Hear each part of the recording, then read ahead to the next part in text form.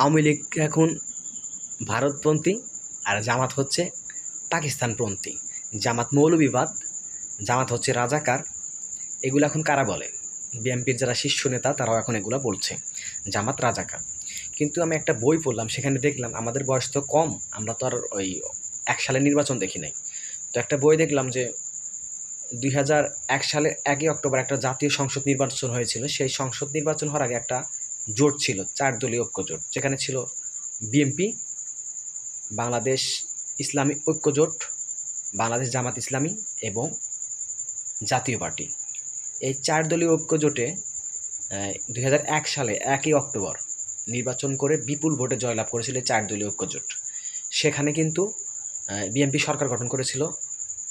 এখন কথা হচ্ছে, যদি 2001 সালে জামাতকে নিয়ে যদি নির্বাচন তারা করে, তখন যদি তারা রাজাকার না হয়ে থাকে, তাহলে 2025-এ এসে তারা কিভাবে রাজাকার হলো?